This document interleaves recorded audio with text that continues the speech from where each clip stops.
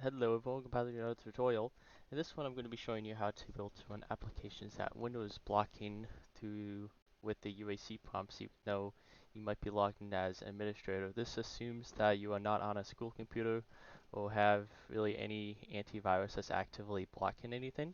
So let's get started. The first thing we're going to need to do is hit Windows R to run something and then type in lusrmgr.msc, click OK.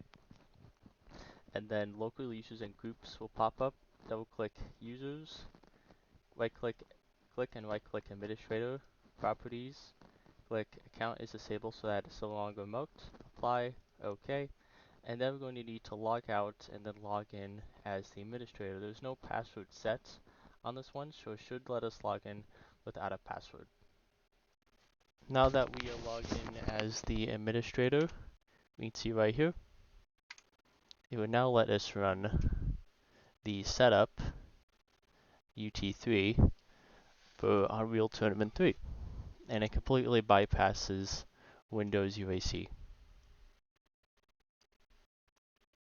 And thanks for watching, guys. Have a good one.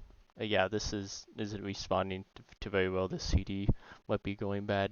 Anyway, have a good one, guys. See you next time.